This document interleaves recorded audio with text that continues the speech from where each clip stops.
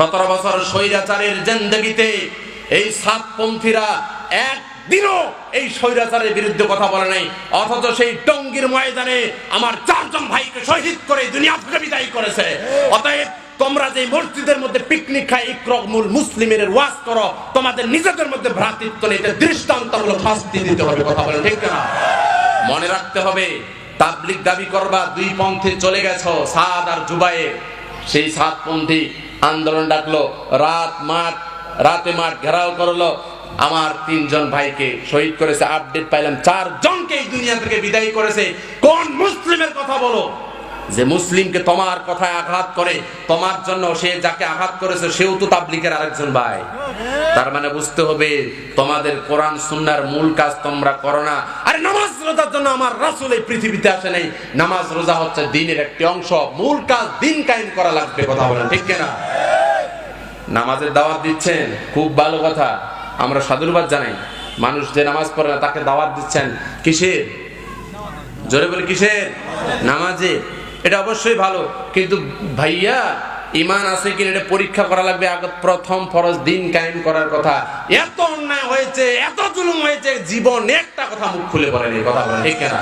একজন ব্যক্তি বিয়ে করতে গেছে, সদায় বিয়ে করতে গেছেন। বিয়ে করার সময় আমাদের সমাজে কিভাবে বিয়ে করা হয় জানেন তো? অমুক এলাকার নিবাসী, অমুক পাড়ার নিবাসী অমুকের দ্বিতীয় কন্যার সাথে তোমার বিবাহ দেওয়া হচ্ছে, তোমার বিবাহ যে করতে আসছো সে সম্মতি জ্ঞাপন করেছে, তুমি কি রাজি? এবার পুরুষ যারা বিয়ে করেছেন তারা কি বলছিলেন? তার মানে বিয়ে করেন, আর একটা পরিবেশ আছে। একটু সবাই বলেন না, যেভাবে মনে চুপ করে আছেন আমার মনে হচ্ছে যে আরেকটা মন চাচ্ছে।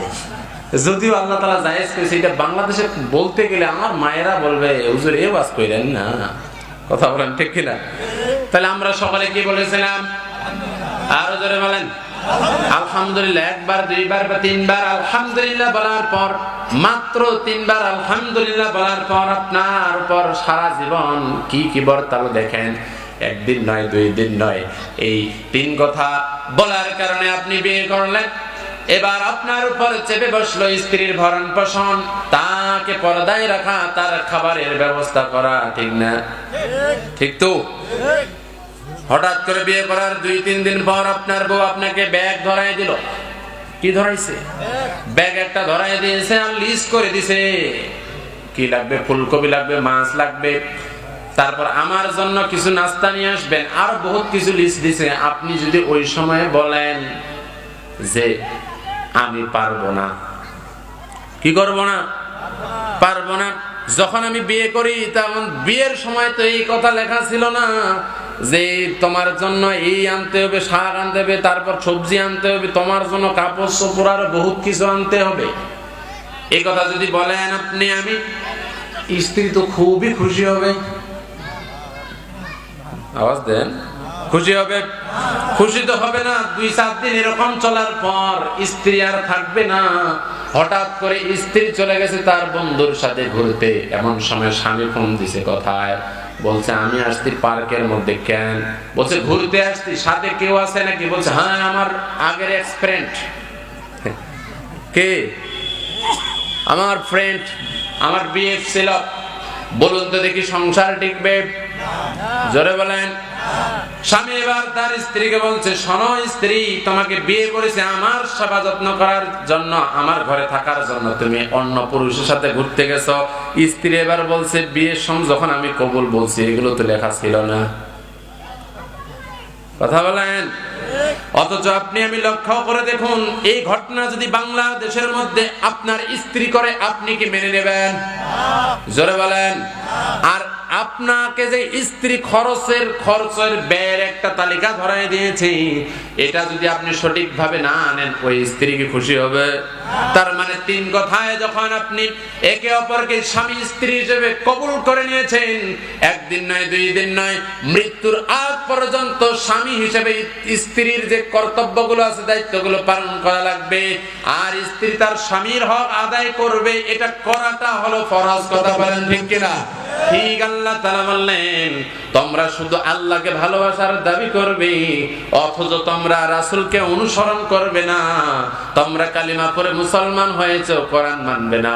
ওই তিন কথা বলার পর যেমন সে যদি তার স্বামীকে বলে যে এগুলো তো লেখা ছিল না কালিমার মধ্যে, আমার আলহামদুলিল্লাহর মধ্যে তো লেখা ছিল না, আপনিও যদি বলেন এই ইসলামের মাত্র কালিমা আমি গ্রহণ করেছি কিন্তু এর মধ্যে তো আকিমুদ্দিন আছে, জিহাদ ফি সাবিলিল্লাহ আছে, এগুলো আমি মানতে রাজি না, বলুন তো দেখি আল্লাহর তাআলার সাথে সম্পর্ক ঠিক থাকবে? আর জোরে বলেন, সম্পর্ক ঠিক থাকবে না? থাকবে তো থাকবে না। এজন্য আমার রাসূল সাল্লাল্লাহু আলাইহি ওয়াসাল্লামের পরিপূর্ণ অনুসরণ করা লাগবে কি লাগবে না? জোরে বলেন লাগবে। কেমন শোনেন, আপনি শুধুমাত্র ইসলাম গ্রহণ করার পর নামাজ 5 ওয়াক্ত আদায় করেন আর শুধুমাত্র হজ আদায় করেছেন, সামর্থ্য আছে যাকাত দেন, রমজান মাসে রোজা করেন, পর্দা করেন, কিন্তু আকিমুদ্দিন কোরআন সুন্নাহ রাইম কায়েম আমার রাসূল সাল্লাল্লাহু আলাইহি ওয়াসাল্লাম করেছেন। 10টা বছর কোরআন দিয়ে দেশ পরিচালনা করেছেন, সাহাবীরা আর 30টা বছর কোরআন সুন্নাহ দিয়ে রাষ্ট্র পরিচালনা করেছে। যেটা করা হলো ফরজ, আনুগত্য করাটা কি ফরজ? যদি আপনি না করেন তাহলে কি হবে? শুধু নামাজ রোজা হজ যাকাত করে জান্নাতে যাওয়ার সার্টিফিকেট কেউ পেয়েছে? দেখাতে পারবেন না। আপনি যদি ওরকম করেন আর মূল বিষয়গুলো না মানেন, কারণ ইসলামের প্রথম ফরজ হলো আকিমুদ্দিন। প্রথম ফরজ কি? কোরআন নাজিলের 15 বছর পর নামাজ ফরজ হয়েছে। কত বছর? 15 বছর। সিরাত বিশ্বকোষ সিরাত ইবনে হিশাম থেকে বলতেছি, খুলে দেখবেন, পড়ে দেখবেন। কোরআন নাজিলের 15 বছর পর হিজরতের দ্বিতীয় হিজরির প্রথমে আল্লাহ তাআলা নামাজ ফরজ করেছেন। তাহলে এই যে বাকি সময়টা আছে এটা কি কাজ করেছে? এই কাজ করেছেন দ্বীন কায়েমের জন্য। সুবহানাল্লাহ। অতএব শুধুমাত্র নামাজ রোজা হজ যাকাত নিয়ে মসজিদের কোণের মধ্যে সুবহানাল্লাহ সুবহানাল্লাহ বলবেন, কোনো লাভ নাই। কথা বলেন, কি লাভ হবে? শোনেন, নতুন করেছে বিয়া, কি করেছে? বিয়া না বিহারে নতুন করেছে বিয়ে। বিয়ে করার পর বাসর রাত্রিতে যখন স্বামী এবং স্ত্রী বিছানার মধ্যে যাবে, এমন সময় স্বামী বলতেছে স্ত্রীকে তো খুশি করা লাগবে, কিভাবে খুশি করাবো? যার কারণে স্ত্রীকে খুশি করার জন্য মচৎকার মানে চমৎকার একটা জায়নামাজ দিয়েছে, হাতে নিয়েছে তসবিহ। এবার স্ত্রী সুন্দর করে কনকনে শীতের মধ্যে ওই লেপ বা কম্বল ঢাকা নিয়ে চুপ করে বসে আছে স্বামীর অপেক্ষায়। স্বামী এবার জায়নামাজে বসতে, স্ত্রী মনে করছে স্বামী মনে হয় নফল নামাজ পড়ে তাহাজ্জুদ পড়ে মনে হয় বিছানায় আসবে। কি আসবে? বিছানায় আসবে। স্বামী দেখে রাত 12টা বাজে তাও আসে না, ও বা তসবিহ টিপে শুরু করছে, মাথা জকায়, মাথায় বসে হাবিবা আমার বউ, হাবিবা আমার বউ। ওরে বাপ, ফজর হয়ে যায়। স্ত্রী বলে কোন পাগলের সাথে বিয়া দিছে রে? বলুন তো দেখি, বাসর ঘরের মধ্যে স্বামী স্ত্রীর কিছু একে অপরের হক আছে না নাই? জোরে বলেন, আছে না নাই? ফজর যদি হয়ে যায়, বলুন তো দেখি কার কার যারা বিয়ে করেছিলেন স্ত্রী কি খুশি হবে? খুশি হবে? বরঞ্চ বলবে কোন পাগলের সাথে বিয়া দিল, তোর নাম ধরে জিকির করলে হবে, কাজ করা লাগবে। কথা বলেন ঠিক কিনা? শুধুমাত্র নামাজ রোজা হজ যাকাত করলে হবে না, দিন কায়েম করে আল্লাহ তাআলার এই জমিতে চেষ্টা করতে হবে। এটা প্রথম ফরজ।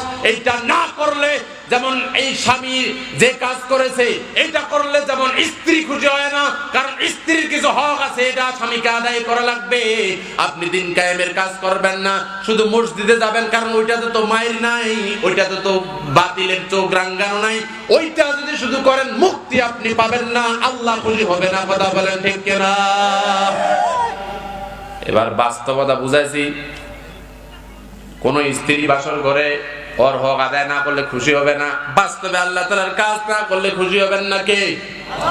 এবার না আল্লাহ তাআলাকে ভালোবাসার দাবি করব আর রাসূলের আনুগত্য করব না। আমরা এবার রাসূলের আনুগত্য করি কতটুকু শোনেন, কতটুকু? আমরা বুক ফাড়ায় ফেলাই, রাসূল আপনাকে আমরা ভালোবাসি। কি করি? রাসূল আপনাকে ভালোবাসি।